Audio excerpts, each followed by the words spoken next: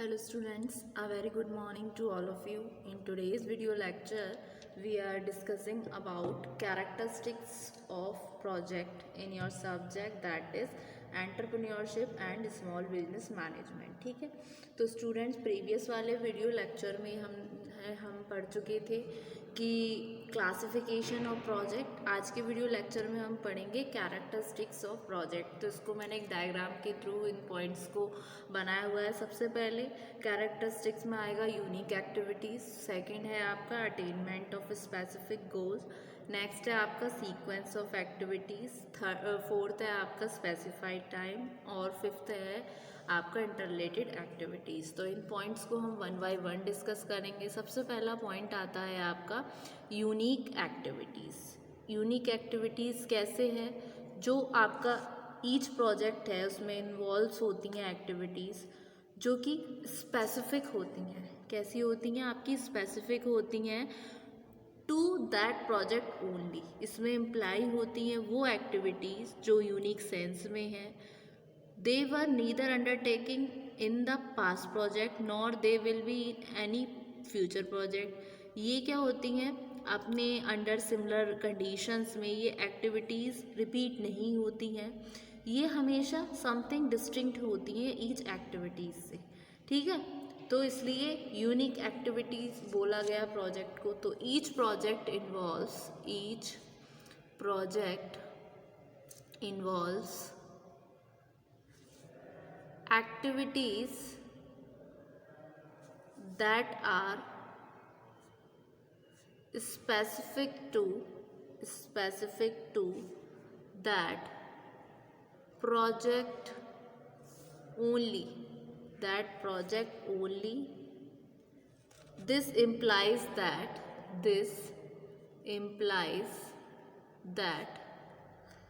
such activities are unique in the sense that they were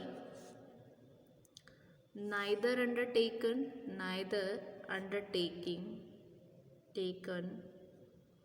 in the past projects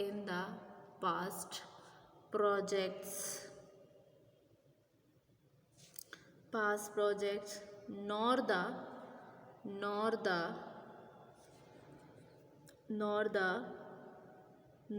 they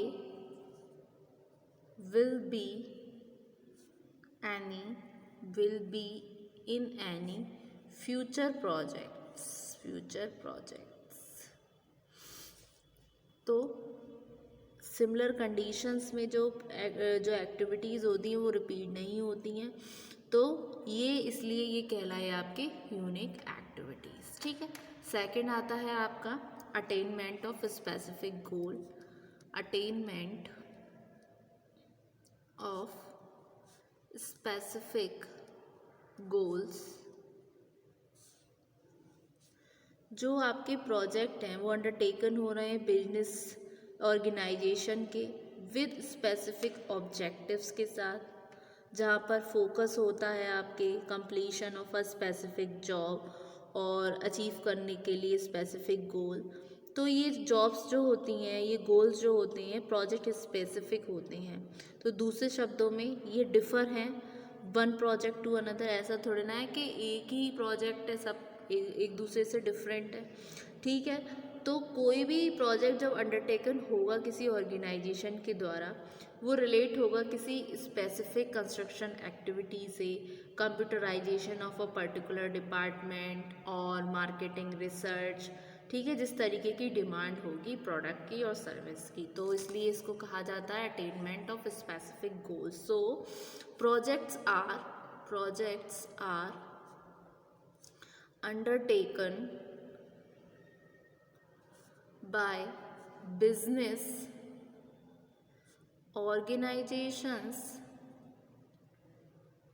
with specific objectives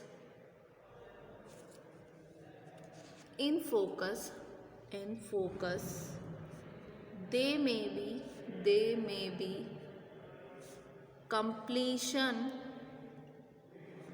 of a specific objectives, completion of, they may be completion of a specific jobs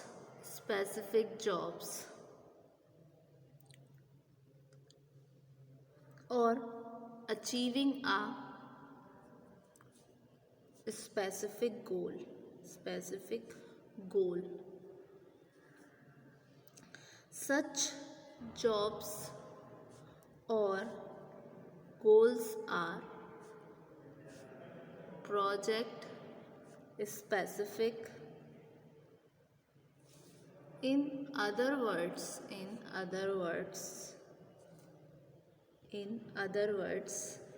they differ from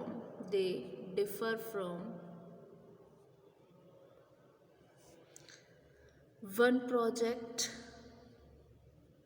to another. ठीक है, फिर third आता है आपका sequence of activities. Third है आपका sequence of activities. बहुत सारी आपकी नंबर ऑफ एक्टिविटीज़ इन्वॉल्व होती हैं किसी भी प्रोजेक्ट्स में.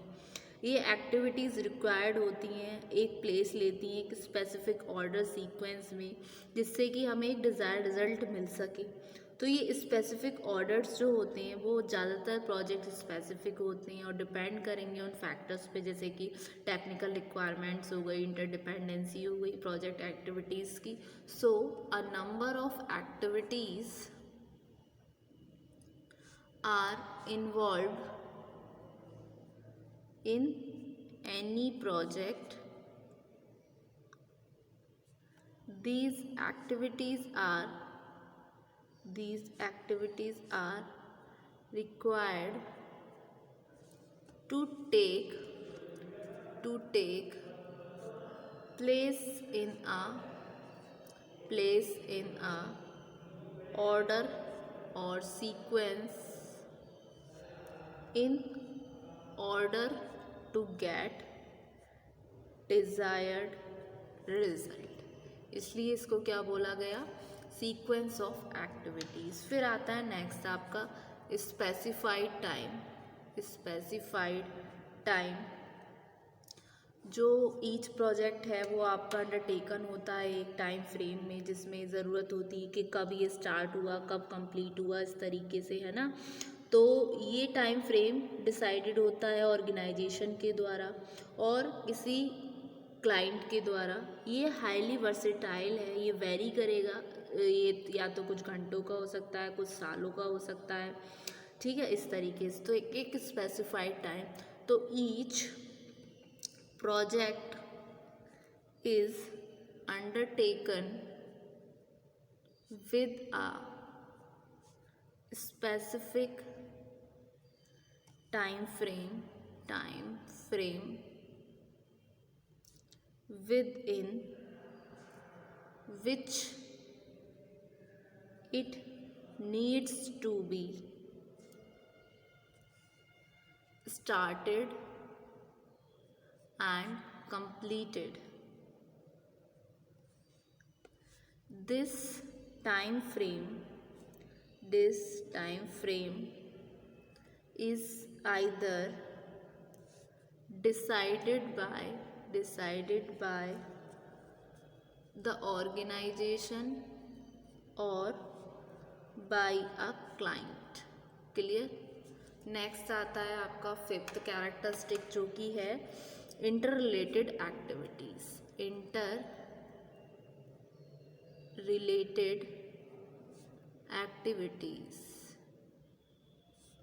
ठीक है, तो एक्टिविटीज़ जो इन्वॉल्व हो रही हैं प्रोजेक्ट में वो टेक्निकली इंटर रिलेटेड होती हैं एक दूसरे के साथ.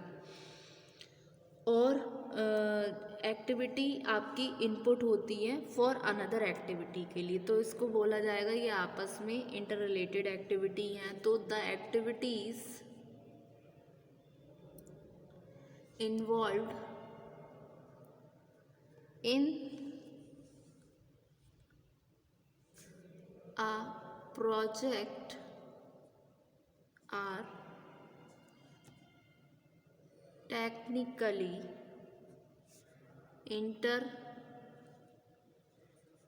interrelated with each other as the output, जो क्या है आपका deliverable of an activity becomes the input for another activity। ठीक है, तो ये होते हैं कुछ कैरेक्टरिस्टिक्स ऑफ प्रोजेक्ट, जिसमें सबसे पहला था आपका कि प्रोजेक्ट क्या है, एक यूनिक एक्टिविटी है। ईच प्रोजेक्ट में इन्वॉल्व होती हैं एक्टिविटीज़ जो स्पेसिफिक होती हैं उस प्रोजेक्ट के रिगार्डिंग सिर्फ, और ये एक्टिविटीज़ यूनिक इस सेंस में होती हैं कि ना तो ये पास्ट प्रोजेक्ट से ली गई हैं, ना ही ये किसी फ्यूचर प्रोजेक्ट्स में होंगी, ये यूनिक होती हैं। ठीक है, फिर दूसरा आया attainment of specific goals. Project undertaken होते हैं बिजनेस ऑर्गेनाइजेशन के द्वारा एक स्पेसिफिक ऑब्जेक्टिव्स को फोकस में रख के। ये कंप्लीशन होते हैं एक स्पेसिफिक जॉब से, अचीव करते हैं एक स्पेसिफिक गोल्स को। ठीक है, क्योंकि ये डिफ़र होते हैं, एक प्रोजेक्ट दूसरे प्रोजेक्ट जैसा सिमिलर नहीं होता, ये डिफ़र होते हैं वन प्रोजेक्ट टू अनदर, इसलिए अटेनमेंट ऑफ स्पेसिफिक गोल्स। फिर सीक्वेंस ऑफ एक्टिविटीज़, इसमें मल्टीपल एक्टिविटीज़ इन्वॉल्व होती हैं किसी भी प्रोजेक्ट में, और इन एक्टिविटीज़ को रिक्वायरमेंट होती है एक प्रॉपर ऑर्डर की, प्रॉपर सीक्वेंस की, इसीलिए सीक्वेंस ऑफ एक्टिविटीज़। फिर एक स्पेसिफाइड टाइम पीरियड का होता है, टाइम फ्रेम जो है वो डिसाइडेड होता है, या तो ऑर्गेनाइजेशन करती है या क्लाइंट के द्वारा। उसके बाद में लास्ट में इंटर रिलेटेड एक्टिविटीज़, जो एक्टिविटीज़ इन्वॉल्व होती हैं प्रोजेक्ट में वो टेक्निकली इंटर रिलेटेड होती हैं एक दूसरे के साथ। ठीक है, तो ये रहा आपका characteristics of project. Thank you so much student.